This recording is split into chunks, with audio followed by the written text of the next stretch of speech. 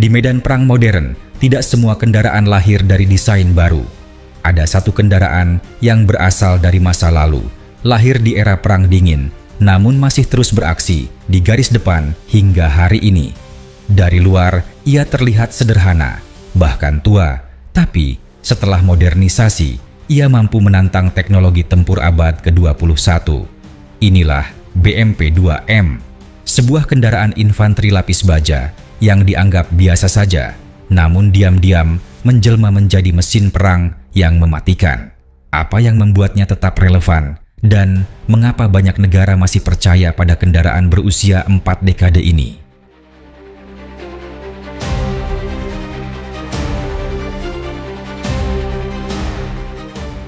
BMP-2 pertama kali diperkenalkan Uni Soviet pada awal 1980-an sebagai penerus BMP-1. Misinya jelas, membawa infanteri ke medan tempur dengan cepat, mampu melewati sungai karena sifat amfibinya, dan memberi dukungan tembakan dengan meriam otomatis kaliber 30 mm.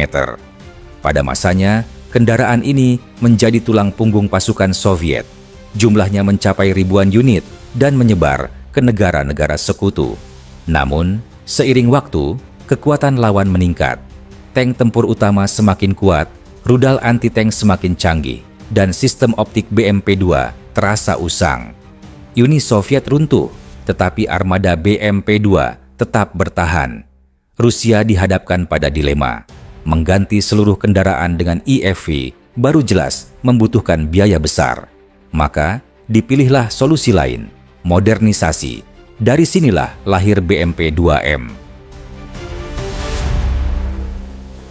Modernisasi terbesar ada pada menara tempur baru, Berezovsk. Modul tempur ini membuat BMP-2M bukan lagi sekadar kendaraan pengangkut infanteri, melainkan platform serangan multifungsi. Meriam otomatis 30 mm tetap dipertahankan, tetapi kini dilengkapi sistem kendali tembak modern. Senapan mesin koaksial menjadi pelapis daya tembak, sementara peluncur granat otomatis menambah kemampuan menghadapi infanteri musuh di balik bangunan atau perlindungan. Namun, yang paling mematikan adalah rudal Kornet EM. Rudal ini bisa ditembakkan hingga jarak 8 sampai 10 km dengan daya tembus yang sanggup merobek tank tempur utama generasi terbaru. Inilah senjata yang membuat kendaraan sederhana ini mampu menjadi ancaman serius bagi lawan yang jauh lebih kuat. Selain senjata, BMP-2M juga dipersenjatai komputer balistik digital, thermal imager, dan sistem penjejak target otomatis. Dengan itu, awak dapat mendeteksi, mengunci, dan menghancurkan sasaran dengan presisi tinggi, baik siang maupun malam, bahkan dalam kondisi cuaca ekstrim.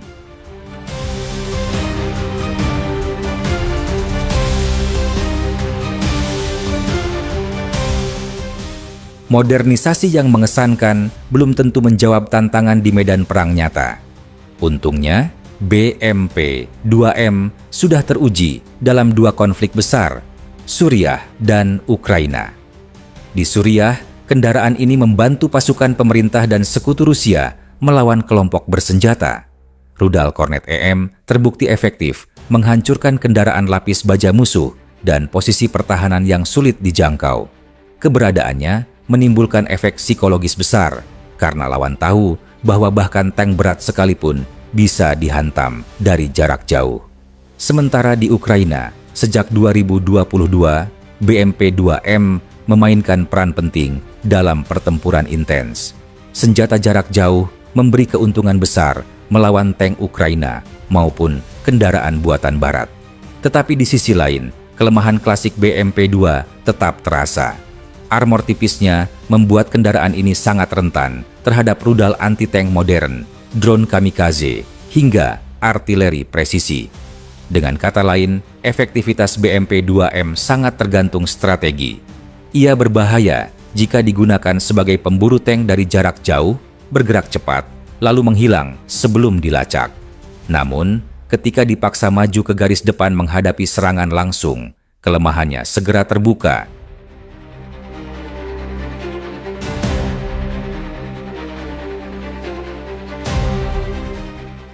BMP-2M memiliki kombinasi unik, biaya rendah tetapi kemampuan serangan tinggi. Inilah yang membuatnya bertahan. Dibandingkan IFV modern seperti Puma dari Jerman atau CV-90 dari Swedia, jelas BMP-2M kalah dalam perlindungan dan kenyamanan awak. Kapasitas angkutnya sempit, desain dasarnya era 1980-an, dan tidak memiliki perlindungan modern seperti Active Protection System. Namun, semua kekurangan itu dibayar dengan harga yang jauh lebih murah. Modernisasi satu unit BMP-2 menjadi BMP-2M menelan biaya yang lebih rendah dibanding membeli IFV generasi baru. Bagi negara yang memiliki ratusan unit lama, ini menjadi pilihan yang realistis.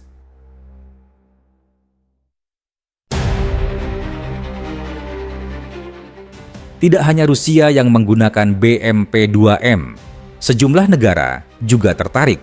Aljazair mengupgrade lebih dari 360 unit BMP-2 mereka ke standar Berezok. India bahkan menandatangani kontrak untuk memodernisasi hampir 700 unit BMP-2, membuktikan bahwa kendaraan ini masih dianggap relevan untuk kebutuhan medan perang modern. Minat dari negara-negara lain juga muncul, terutama yang sudah memiliki BMP-2 dalam jumlah besar. Modernisasi ke standar M membuat mereka bisa memperpanjang usia tempur tanpa perlu investasi fantastis.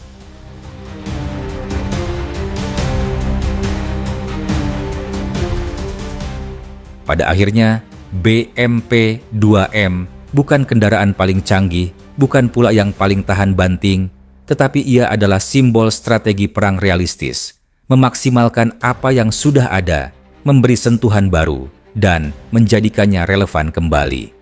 Di dunia militer, tidak semua pasukan mampu membeli teknologi terbaru. Terkadang, solusi terbaik bukanlah mengganti, melainkan memperbarui. Dengan filosofi itulah, BMP-2M bertahan, terus digunakan, dan bahkan semakin diminati oleh negara-negara besar. Inilah kisah tentang mesin perang sederhana yang tidak pernah mati dan justru menemukan kehidupan baru di abad ke-21